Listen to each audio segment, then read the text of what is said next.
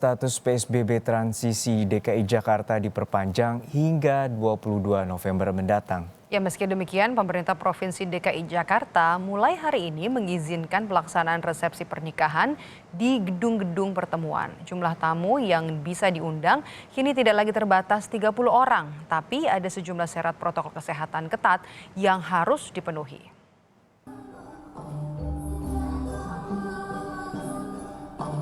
Ada kabar baik bagi pasangan yang maju mundur menentukan tanggal pernikahan gara-gara restriksi resepsi di tengah pandemi. Mulai 9 November, Pemprov DKI Jakarta kembali mengizinkan resepsi pernikahan di gedung-gedung pertemuan. Jumlah tamu undangan pun kini tak lagi terbatas hanya 30 orang. Namun gedung pertemuan ataupun penyelenggara pesta dan tamu undangan harus mematuhi protokol kesehatan ketat agar acara resepsi tak jadi klaster COVID-19 baru. Yang sebelumnya belum dimungkinkan di 2 minggu depan dibuka resepsi pernikahan.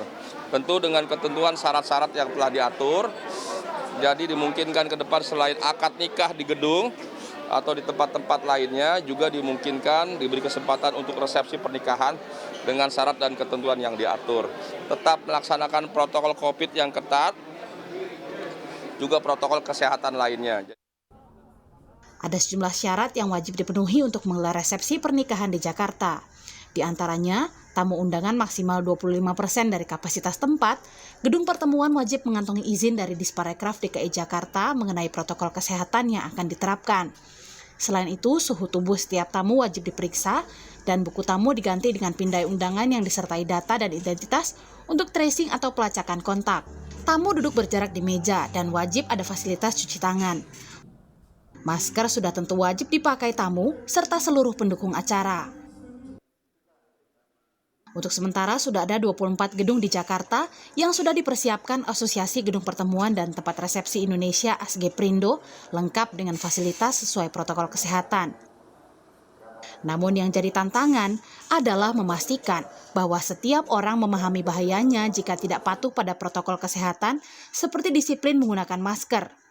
Menggunakan hanya pelindung wajah atau face shield saja tanpa masker sama sekali tidak mencegah penularan COVID-19. Yang telah memenuhi syarat, baik itu TDUP dan lain sebagainya, itu adalah syarat yang diminta oleh Pemprov DKI. Kalau itu sudah akan kita ajukan dan tentunya setelah itu disetujui akan diterbitkan surat izin. Tapi intinya kita semua ASGPRindo sudah siap melaksanakan. Dan kita ASGPRindo bertanggung jawab terhadap pelaksanaan kegiatan setelah dibukanya gedung kembali. Karena kita telah menandatangani fakta integritas. Pelaksanaan resepsi juga harus dikomunikasikan dengan Satuan Tugas Penanganan COVID-19 di lokasi resepsi. Jika pengelola gedung melanggar protokol kesehatan, ada sanksi yang menanti. Jadi kita sudah membuat protokol, namanya ada protokol umum. Protokol umum itu yang berlaku bagi semua industri pariwisata. Nah, yang diajukan oleh teman-teman gedung, pengelola gedung adalah protokol khusus acaranya mereka. Contoh seperti sekarang, bikin protokol kesehatan untuk acara resepsi pernikahan.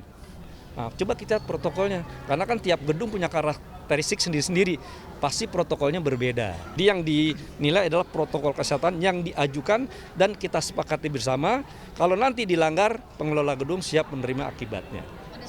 Ada. Keputusan melonggarkan izin resepsi pernikahan ini diterapkan bersamaan dengan status PSBB transisi DKI Jakarta yang diperpanjang dari 7 November hingga 22 November mendatang. Kondisi pandemi COVID-19 di ibu kota yang dinilai terkendali menjadi salah satu alasannya. Tapi rem darurat siap ditarik jika lonjakan kasus COVID-19 kembali terjadi.